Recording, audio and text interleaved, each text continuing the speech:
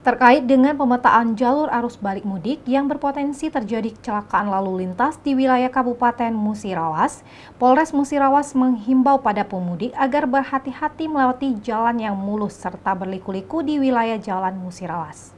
Kapolres Musirawas AKBP Danu Agus Purnomo mengatakan, terkait arus balik mudik 2023, dari awal pihaknya telah memetakan jalur di Kabupaten Musirawas, Sumatera Selatan yang berpotensi terjadi kecelakaan lalu lintas.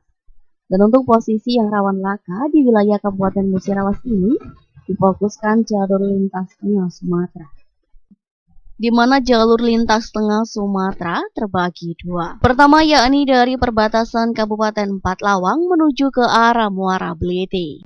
Dan yang kedua dari arah ST Lulu Trawas berbatasan menuju ke Jambi.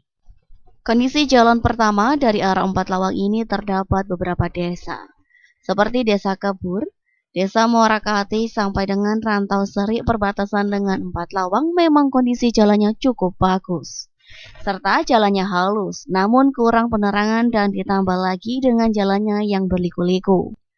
Dan di sana yang berpotensi kecelakaan.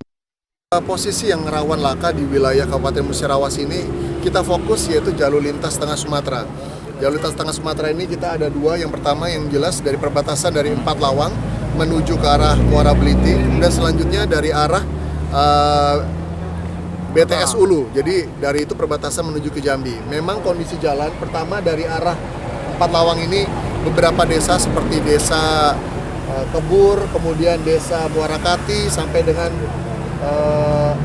Serik yang di perbatasan Empat Lawang ini, Rantau Serik, memang kondisi jalannya cukup bagus. Kami cek kemarin beberapa lubang juga dari rekan-rekan dari Dinas PU sudah mulai ditambal. Kemudian kondisi jalannya selain halus itu kurang penerangan, kemudian memang jalannya berliku-liku. Nah, disitulah yang potensi kecelakaan. Kemudian yang Kapolres mengimbau kepada seluruh masyarakat yang melakukan arus balik mudik Lebaran agar berhati-hati dan pastikan kondisi badan kendaraan semuanya fit. Jika memungkinkan untuk beristirahat, seluruh mako baik Polres maupun Polsek adalah lokasi rest area. Tim Liputan Silam Pari TV.